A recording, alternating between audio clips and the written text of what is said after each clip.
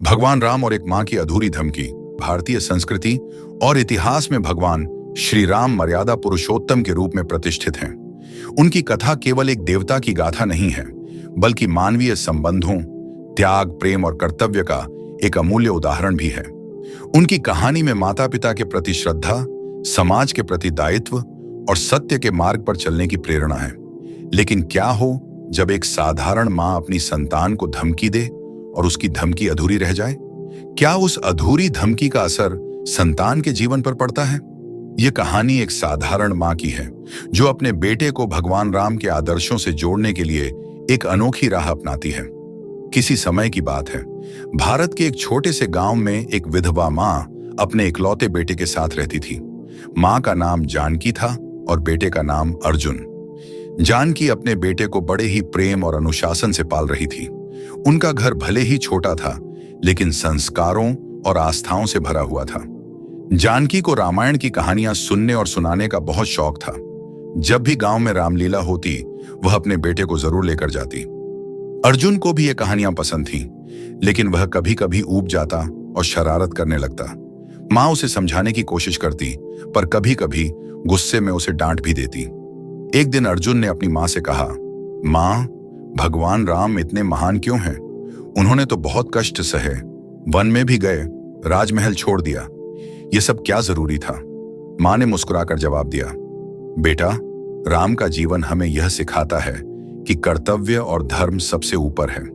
उन्होंने जो किया वह केवल अपने लिए नहीं, बल्कि सभी के लिए किया। अर्जुन ने सिर हिलाया, लेकिन उसे यह तर्क पूरी तरह समझ नहीं आया। समय बीतता गया और अर्जुन धीरे धीरे बड़ा होने लगा, लेकिन उसके स्वभाव में एक कमी थी। वह जिम्मेदारियों से भागता था। छोटी छोटी बातों को टालना, काम न करना, झूठ बोलना और आलस्य करना उसकी आदत बनती जा रही थी। मां उसे बार बार समझाती, लेकिन वह बातों को हल्के में लेता। एक दिन मां ने गुस्से में आकर कहा, अगर तू ऐसे ही लापरवाह बना रहा तो मैं तुझे भगवान राम के पास भेज दूंगी। वह तुझे सिखाएंगे कि जीवन कैसे जिया जाता है। अर्जुन यह सुनकर हंस पड़ा। मां, तुम मुझे भगवान राम के पास कैसे भेजोगी? वे तो अब धरती पर हैं ही नहीं। मां ने गंभीर स्वर में कहा, भगवान राम हर जगह हैं, बस तुम्हें देखने की दृष्टि चाहिए। अर्जुन ने मां की इस बात को मजाक में ले लिया, लेकिन मां के मन में चिंता बढ़ती जा रही थी। कुछ सालों बाद अर्जुन जवान हो गया। वह अब भी अपनी जिम्मेदारियों से बचने की कोशिश करता था।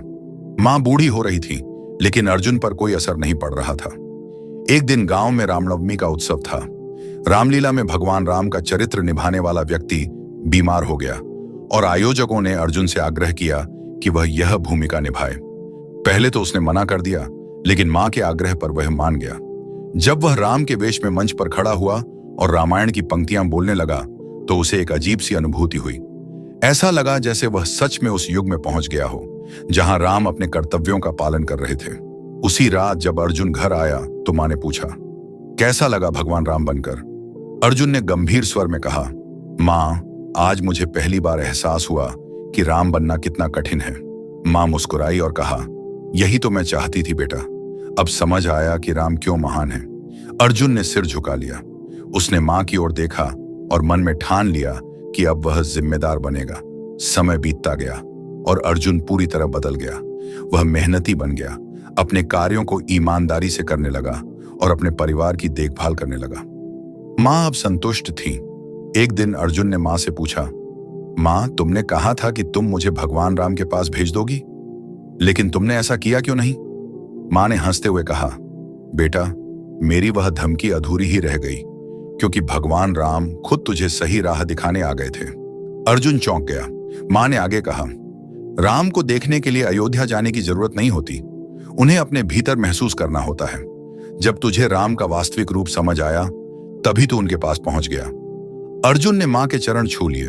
उसे समझ आ गया कि असली धर्म केवल पूजा पाठ में नहीं, बल्कि अपने कर्तव्यों को निभाने में है। यह कहानी हमें यह सिखाती है कि भगवान राम कोई दूरस्थ देवता नहीं है, बल्कि हमारे जीवन के मूलभूत सिद्धांत हैं।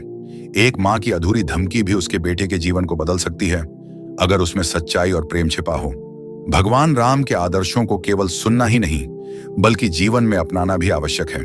यदि हम उनके मार्गदर्शन को समझ लें, तो हमें किसी धमकी या सजा की जरूरत ही नहीं पड़ेगी, क्योंकि राम हमारे मन और आत्मा में बस जाते हैं। जय श्री राम।